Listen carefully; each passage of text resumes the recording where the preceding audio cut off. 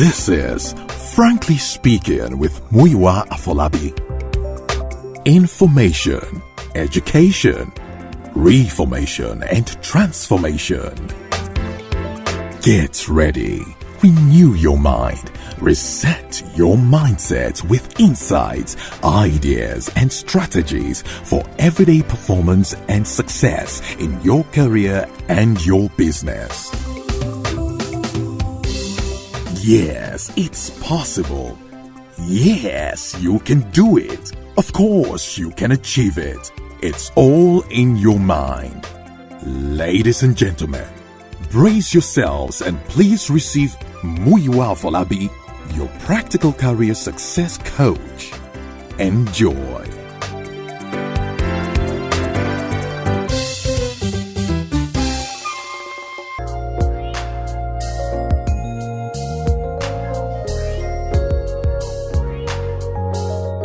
Good morning, my friends. How are you doing this morning? How was your night? Hope you slept very well.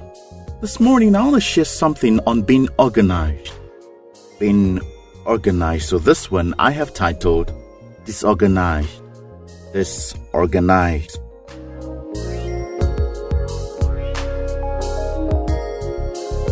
Many times we look at our lives and our achievements, and there's this wide gap between our dreams, expectations, and realities. We keep considering and applying many advice and experience as shared by people with tangible results and proof, and we tend to apply what they say. Yet, we keep falling short when it comes to progress, achievements, and real success. We work so hard, read so hard, learn so many things, keep our relationships intact. We know our jobs and businesses so well. Everyone appears impressed with what we know, our capabilities and abilities, but ironically, they are unwilling to trust us with so much or commit so much to us. We wonder why, and even they are really not clear on why they're skeptical about entrusting us with much resources and responsibilities. Consequently, we think we're unlucky or we're hexed. We begin to seek divine intervention and think we need deliverance.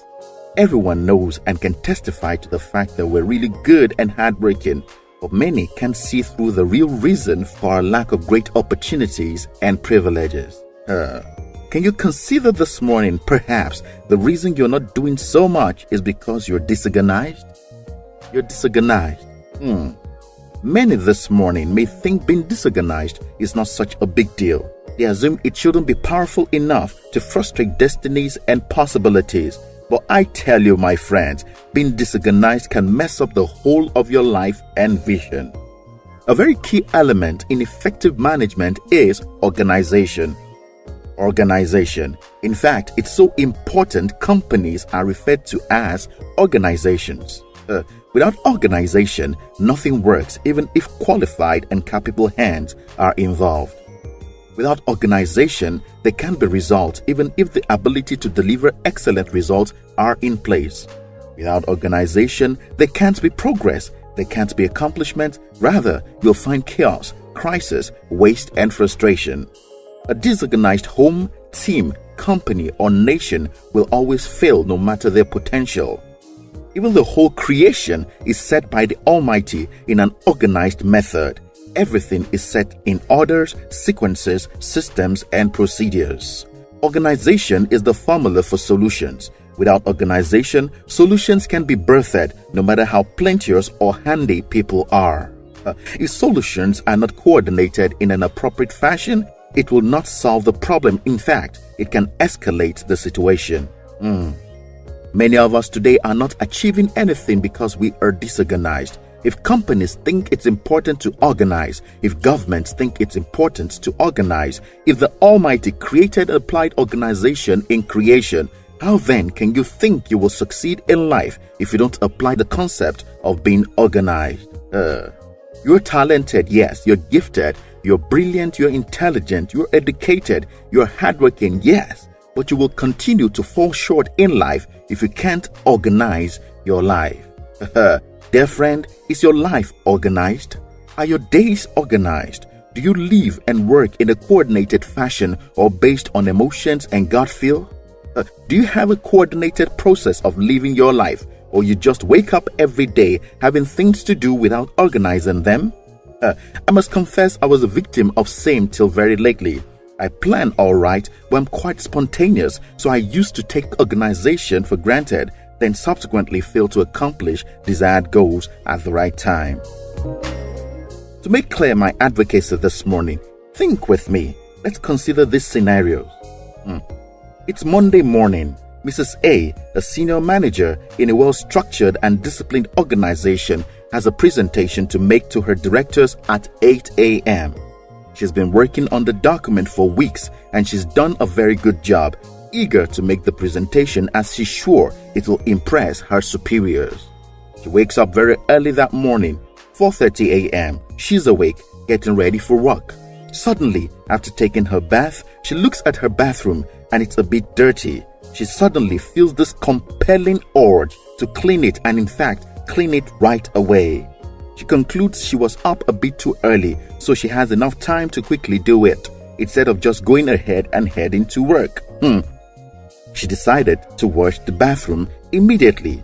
30 minutes later, she's done and suddenly discovers the time she felt she's used up washing the bathroom. Now she doesn't have any more time to spare. If not, she'll run late. Then she begins to rush. She's wasted her time. She rushes to her car and on getting to the car, suddenly she discovers one of her tires has gone flat and the spare is also deflated. She is in trouble. She's messed up her day. She did a right thing at the wrong time, squandered her time unnecessarily. So what exactly is the purpose of waking up early if the time she planned to save she's wasted on what wasn't urgent? Do you get my explanation? Another analogy. Mr. X, a manager in a company, knows every Monday morning, 8 a.m. is a team meeting with the boss and all stakeholders. Sunday night, his car begins to misbehave. Suddenly, he feels that compelling urge to fix it as soon as possible. So, he calls up his mechanic to come pick up the car the next morning, Monday morning. Halfway into the important meeting with the boss and the team that Monday morning, he's about to present his report. The car mechanic arrives at the parking lot to pick up his car. Then he begins to call his cell phone. The manager keeps trying to coordinate his thoughts, concentrate and answer questions correctly on his report.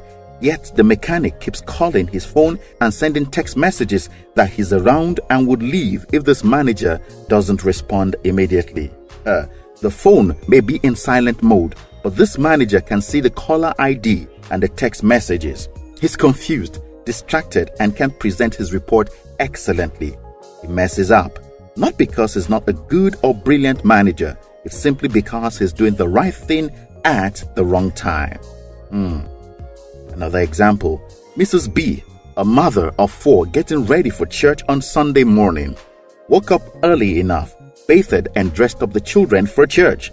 Must be in church before 8 a.m. as her husband is a leader and she is a worker as well. Everyone is ready well ahead of time. The husband and the children are already going to the car and Mrs. B is nowhere to be found. The husband goes back into the house to check up on her. Where does he find her? In the kitchen. Doing what? Trying to quickly fix lunch, afternoon food. Why? She figured they still have some time, so she wants to use up the time to fix lunch quickly and she wouldn't have to do it after she returns from church in the afternoon. She assumes she'll be done in 20 minutes. Unfortunately, 40 minutes later, she's still there. The time she thought she has wasted on non-priority and now they're late. The husband, a church leader, tries not to get angry because it's Sunday morning and he must use his church mind. She's doing the right thing at the wrong time. She is obviously a bad steward of time. The number one sign you are disorganized is your lack of respect for time. Secondly, lack of discipline to control how you feel. Being disorganized is beyond lacking in the skill. It's a psychological state. It's a mind and discipline thing. It's about that strong, compelling urge to want to do something now instead of doing what is next, not minding the implication or consequence on time, resources, and other people. Dear friend, you need to become organized. Being organized is where you become efficient and methodical in your processes, coordination, and timing to achieve certain results. Many people may not want to entrust you with important things because you're not organized, and guess what? They do not even know why they can trust you to deliver. They do know you can do it, but believe you just won't do it well. They don't know what your problem is, yet from experience, they have concluded you can't deliver, but they can't even explain why. Their employee, their manager, you the businessman, the entrepreneur, the salesman, husband, wife, and friend may be the next big thing to launch you into that great season. Vision and opportunity is becoming organized. Don't ignore. Organize your life. Dear friend, are you organized? My name is Muyiwa Afolabi. Thank you for listening to me this morning. Please enjoy your day.